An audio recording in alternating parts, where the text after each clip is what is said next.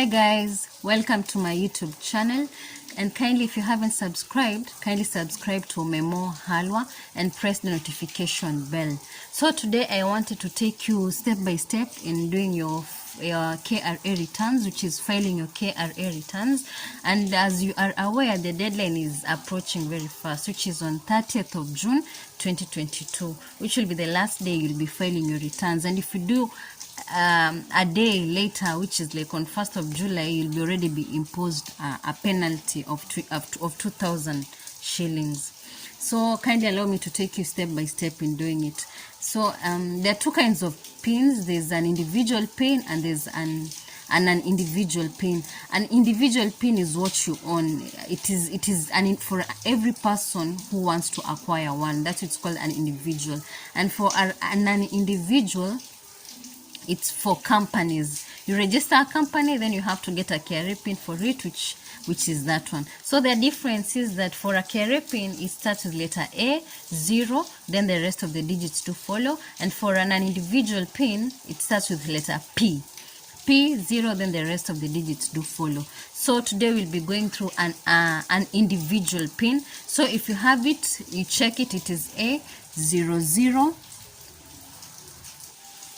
So once you put your KRA pin A00, then the rest of the digits follow, and remember that it ends with a capital letter.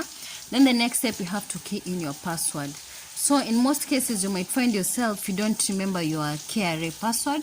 Don't worry, it's still very easy. So you come here to forgot password. You click on the forgot password. Then there is an arithmetic sum that is brought before you, which is the security stamp. Make sure you do it, and then you click on submit. So once it's done, there's an email that is sent to you.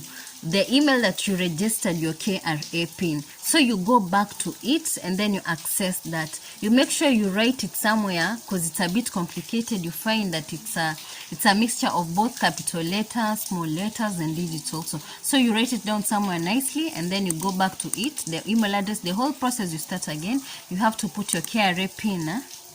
So once you put in the new password that you've been sent to, you do again the arithmetic sum and then you say log in. It takes you to another page where you have to create a new password that you'll not forget. So remember again to key in the right password that was sent to your email address. So you repeat the same password, being careful not to mess up. Once you're done with key in the password, you have to put a new password. So here I'd recommend you put a password that will be easier for you. So on my side, I prefer using probably my ID number. Again, you repeat it here.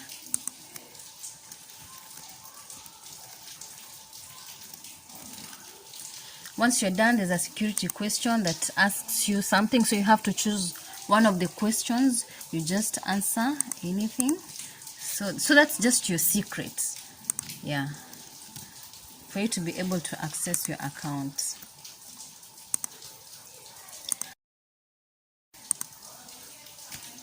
So once you're done, you submit everything, and then it accepts not to log in which now it displays the whole KRA account. So filing your returns, again, you come here to returns.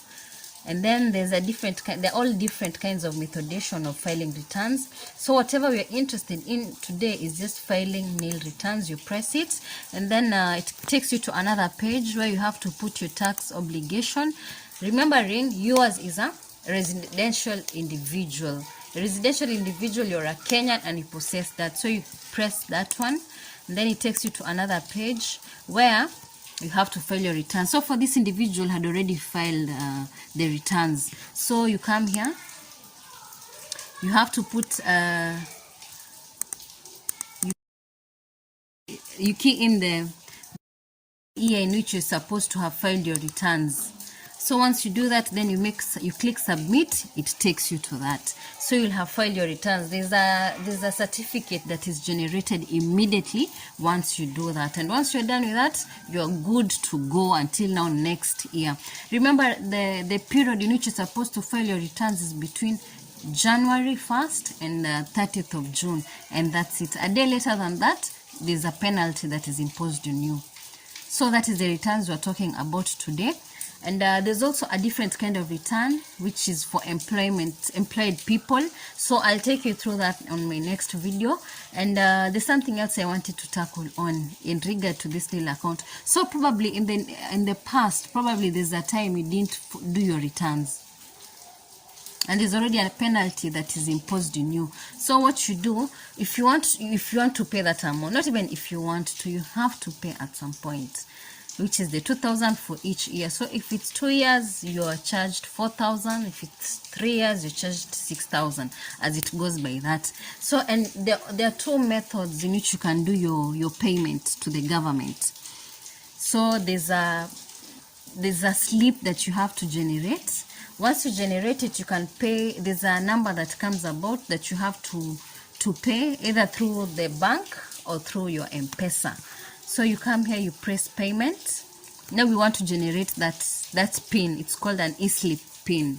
An e-slip pin. So you press the payment registration. It takes you to another page. It takes a few minutes also for it to load. So you press next. It brings your information there, the tax pin, the taxpayer name, all that. It's done. So you go to next. So once you choose the tax period, which is the period that you didn't file your clear returns, there's an amount that is displayed here, the total amount to be paid. Once it's done, there's a mode of payment you have to choose, which is other modes of payment. And the moment you already say that, you press on submit. And then once submitted, there's a generated form that will pop by, which is now called the e-slip. Now that one is the one that you'll go to the bank if you're going to pay via the bank. And if you're going to pay via M-Pesa, everything is displayed there. You can read and understand how you can pay via M-Pesa. So thank you guys, that was all for today. The next time I'll be posting a video, I'll be tackling on filing returns for employed persons. So once you're done with that, you are good to go. Remember, if you can do it by yourself, or if you can manage and do it before time elapses, it will have saved you in terms of being given a penalty. So that's all for today. Kindly remember to subscribe to my YouTube channel, Memo Halwa, and press on the notification bell. Thank you guys for listening to me. That was all for today. Bye bye.